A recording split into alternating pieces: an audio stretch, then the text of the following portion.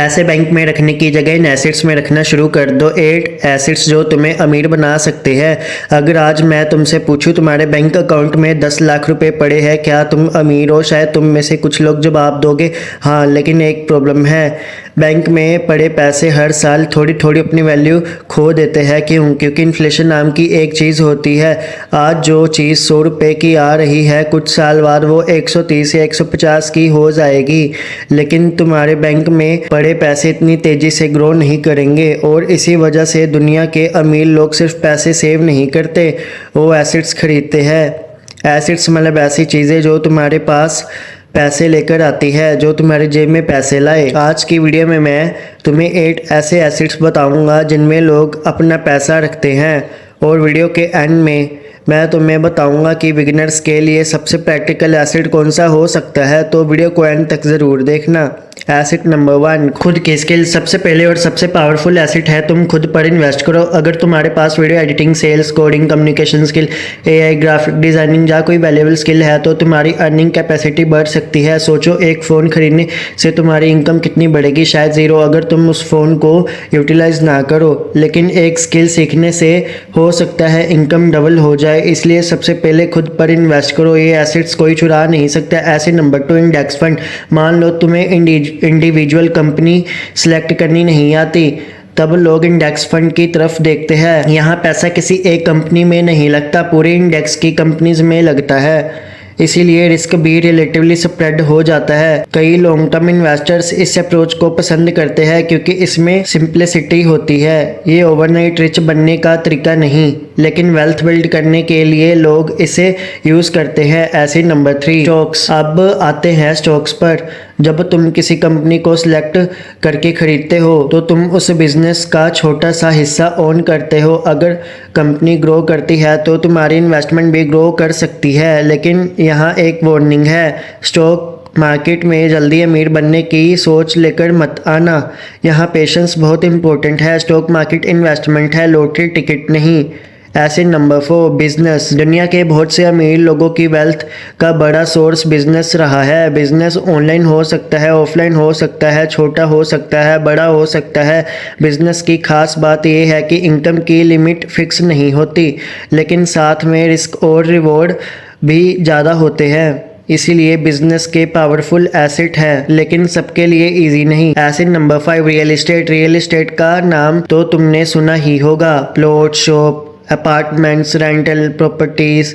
कई लोग real estate को लॉन्ग टर्म एसेट्स मानते हैं। कुछ लोग रेंटल इनकम के लिए खरीदते हैं, कुछ लोग प्रॉफिट मैक्सिमाइज करने के लिए। लेकिन यहाँ एंट्री कॉस्टली हो सकती है और रिसर्च भी ज़रूरी है। सिर्फ किसी के कहने पर प्रॉपर्टी मत खरीदना। Asset 6, gold. सदियों से लोग गोल्ड को वेल्थ स्टोर करने के लिए यूज़ करते आ रहे हैं। गोल्ड तुम्हारी रेगुलर इनकम जनरेट करके नहीं देता, लेकिन कई लोग इसे प्रोटेक्शन एसेट के रूप में देखते हैं। अक्सर जब इकोनॉमी में अनसर्टेनिटी हो। लेकिन एक गलती मत करना, सारा पैसा सिर्फ गोल्ड में मत डालना। डाइवर्सिफिकेशन इंपॉर्टेंट है। जब मार्केट डाउन जाती है उस टाइम पर गोल्ड तुम्हें प्रोटेक्शन देता है। गोल्ड को सेफ हेवन भी कहा जाता है। Asset number 7, digital asset. आज का जमाना डिजिटल है। YouTube channel, blog, website, online course, digital product, ये सब डिजिटल एसेट हो सकते हैं। मान लो तुमने एक अच्छी वीडियो बनाई, वो वीडियो महीनों तक व्यूज़ ला सकती है।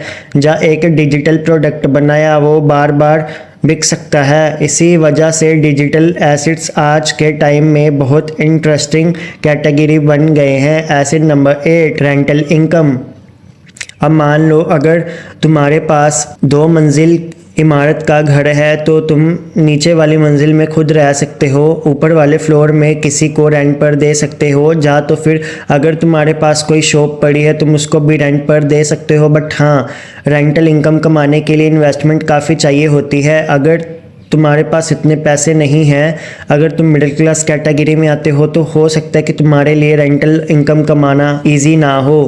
सो आपके लिए नेक्स्ट एक्स्ट्रा जो है टिप मैं आपको देना चाहूँगा, एक इमरजेंसी फ़ंड ज़रूर बनाना। अब तुम सोच रहे होंगे इमरजेंसी फ़ंड एसेट कैसे हुआ? क्योंकि इमरजेंसी फ़ंड तुम्हें फाइनेंशियल डिज़ास्टर से बचाता है। फ़ोन ख़राब हो गया, जॉब चली गई, मेडिकल इमरजेंसी आ गई, अगर इमरजेंसी फ़ंड नहीं होगा तो लोग लोन लेंगे, क्रेडिट कार्ड यूज़ करेंगे और डेप्ट में फंस जाएंगे। इसीलिए स्ट्रॉन्ग फाइनेंशियल फाउंडेशन के लिए इमरजेंसी फ़ंड बहुत इंपॉर्टेंट है। Reality check. अब एक बात इंपॉर्टेंट है, मैं ये नहीं कह रहा बैंक अकाउंट में पैसे मत रखो, बैंक अकाउंट ज़रूरी है, लेकिन अगर सारा पैसा सिर्फ बैंक में पड़ा रहे तो हो सकता है तुम अपॉर्चुनिटीज़ मिस कर दो। अमीर लोग पैसे को सिर्फ स्टोर नहीं करते, वो पैसे को काम पर लगाते हैं और यही डिफरेंस होता है। आज हमने 8 एसेट से डिस्कस करें, प्लस मैंने आपको एक एक्स्ट्रा टिप भी दी। Number 1 skill, number 2 index fund, number 3 stocks, number 4 business, number 5 real estate, number 6 gold, number 7 digital assets, number